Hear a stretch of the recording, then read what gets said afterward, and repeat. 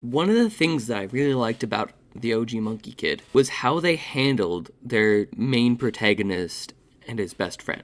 Because they're very clearly ADHD, right?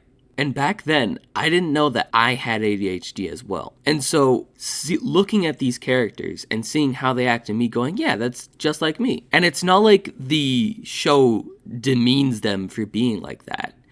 It's not like most shows where they are like, oh, this person has ADHD. It's basically a mental disability. Like, they're very still clearly these characters, and that's just a singular tiny aspect of them. And that's what makes it great. The ability to have these characters with so much depth. In seasons 4 and 5, it feels like they don't get it. I didn't even explain.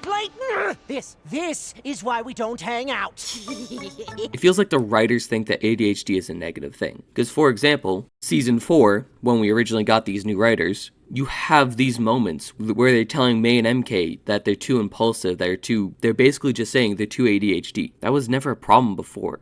And if those characters are actually written how they're supposed to be written, it's not a problem. Like, one of the great things about the first couple of seasons is we literally get episodes like Impossible Delivery, where the entire episode is dealing with that, but it's these characters dealing with this stuff. It's just built in such a way that rewards these characters for being to overcome these challenges and not making it look like it's a bad thing. Because in season 1, it feels like it's a challenge for MK to overcome to pay attention to this task. In season 4, it feels like it's a barrier that May has that she can't slow down. And in season 5, it just gets worse.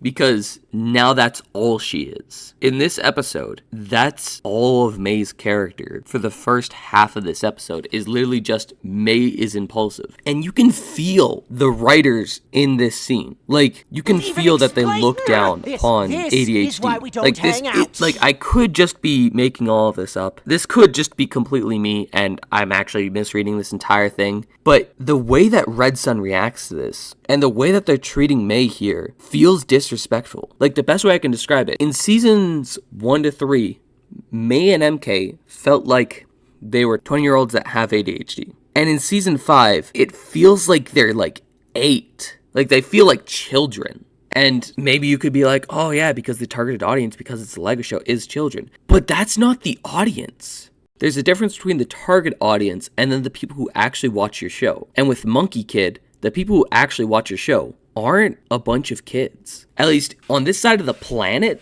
the people that watch Monkey Kid, from my experience, are not kids. Because you have to go out of your way to watch this show. I've never really been a fan of writing your characters like they're children, especially when they're not. Because something about me, I've never been like that. Even when I was a kid, I wasn't that like that. And so that relatability aspect of they're all in their 20s and they're acting like this, why? Why? Give us an explanation. At least give a reason for why this stuff happens. They're so bad at doing build-up and payoff in this season because there's no build-up to May having a breakdown here, and there's no payoff to May having a breakdown here. It comes out of nowhere. There's literally nothing before this that shows May struggling with not being as strong as everyone else. There's no point of her feeling that, showing that she feels like she's being left behind. And then she has a breakdown, and I timed it. It lasts under 30 seconds, and it immediately stops. It's not like it was resolved.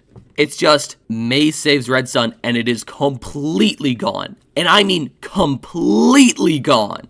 She has a mental breakdown for a total of 29 seconds. And then it's just gone because her friend was in danger. You know what would have worked better in this scene? Having Red Sun be the one who has the shakeable will. Because let me just, off the top of my head, how you could make this work. Alright, Red Sun his entire life is told he's not good enough by his parents. And then he finds out in season 3 that he had the Samadhi fire. He was too good. He was too much of what his parents wanted him to be.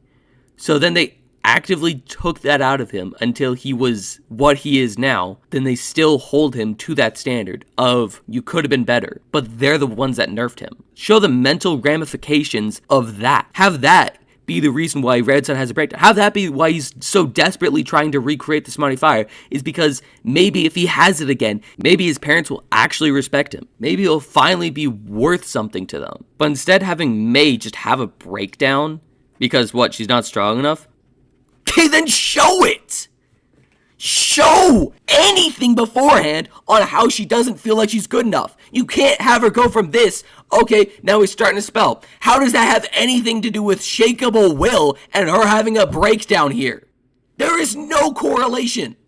Show something. Just do something with her character beforehand before, oh yeah, she had a mental breakdown. That's clearly doing something with her character. You did nothing. You gave her the Samadhi Fire back saying she had it all along, and you choose to say it was her laser electricity powers? That's it! You feel the flame!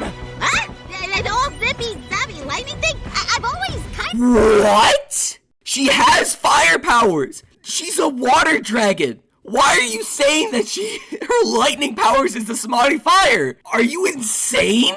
How does that make any sense? Why? You have so many options where you could literally just take the best route.